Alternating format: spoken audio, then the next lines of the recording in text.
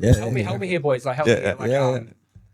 Like, you know how as men, okay, there's probably two thoughts going on here. As men, and I don't want to stumble over it live, but as men, we are providers of the family. Yeah. And we want to do our utmost to like be the ones to support, provide. But then there's this element of faith that comes into play when we believe God's calling us into a new thing. Yeah. At what point do we stop hiding behind like, oh, well, I've actually got to be responsible, or I've actually got to be. Yeah. At what point do we stop hiding behind that and take the step of faith? Great question. So, let me reframe that. We can come back in here, Shawnee. Yeah, nice. The hand over the camera. Leave that bit in. Yeah. At what point do you guys think we can identify like, hey, this might be fear that I'm operating out of, or this might be faith that I'm operating out of? Because sometimes I can mask fear with like. I'm just being responsible, or I need to provide for my family, but really I'm just scared to step out, or I don't trust God enough that He's going to provide. At what point do we know it's fear over faith? Because you've actually written, now it's coming back to me, you've written a book on fear, haven't you? Yeah, I co-wrote with a friend called Rocky. Yeah, that's cool. So like, what are your thoughts around fear being like, we mask our fear with things like, I've got to be responsible, or I've got to provide, or I've got to be the man of the house. Yeah, I mean, fear is a survival mechanism. Like the fear of snakes, fear of spiders. Fear of just naming Australian animals right now. Yeah, but I mean, those fears help you because sharks can kill you, snakes can kill you, clowns can kill you. They can. So phobias actually are survival mechanisms, and they help us. So sometimes if it's fear of loss, sometimes fear of failure, all that kind of stuff, like it can cause us to. Just like, live within our kind of comfort zone and stuff. So sometimes fear helps us because it makes us make smart, rational decisions, makes us like work hard and, get advice and all that kind of stuff. So when it comes to like taking risks, I think the fear element helps us to really calculate smart risks. Like, I don't think when God says, like have faith, I don't think He's calling us to be stupid and not use our common sense. Yeah, sure. Yeah, I get that fully. Yeah. So the fear element helps us to be smart and to do all we can. But then when you've done everything you can, the faith element is God, you do what you do. You know what I mean? That's the God element. That's the margin for the miraculous.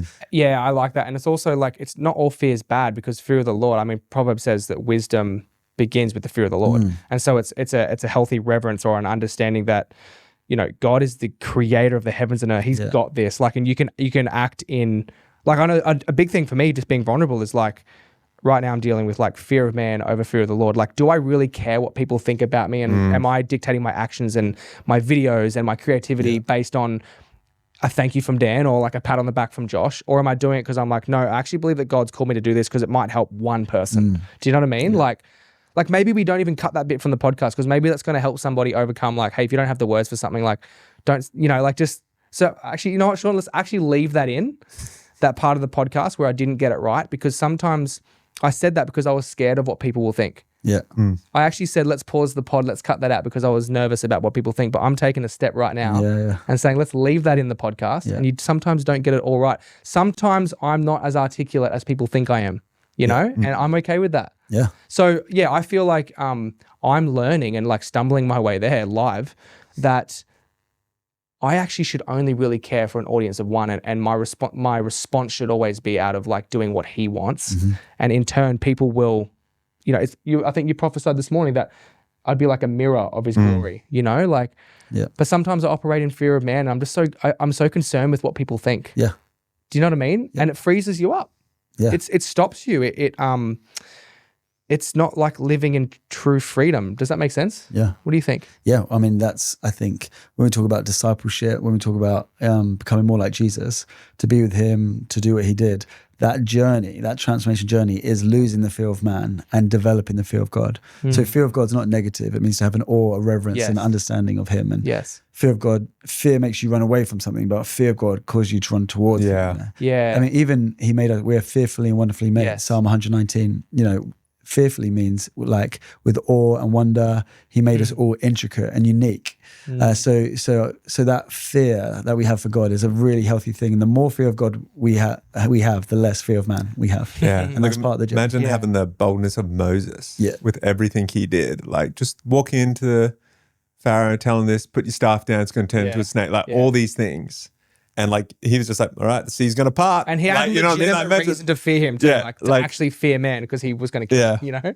Yeah. Like when he walked into the water to split the Red Sea, and he's got thousands like people behind him watching him. He's like, I hope this splits. Like imagine that's nerve-wracking. Yeah, it's fully nerve-wracking. I know that like, you know, if we're talking about creativity, it can stop me from creating the thing that I feel like God's calling me to create, or create the thing that I feel like is in me, because I don't want people to, you know, it's easy to fail in private.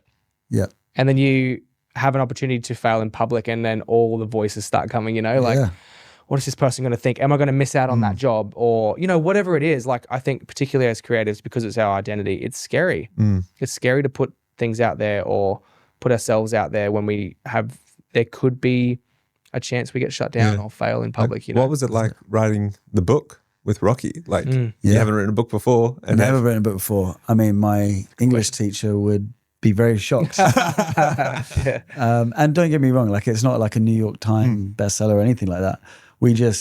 Both of us had struggled with fear, especially during COVID and that season that we were in.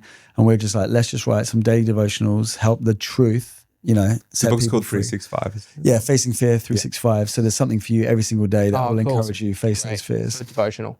Yeah, devotional. Yeah, I mean, it's just like 200 words each page. You know, put it in your toilet if you want. You know, daily reading. What's today's? But it was just like it just came out of a place again of weakness, and I love you talking about vulnerability and weakness, because if you're okay with weakness and talking about weakness, then it can be a strength, and then it's a blessing, and it's a blessing not to you, just to others. And so, you know, we spoke out of our weakness.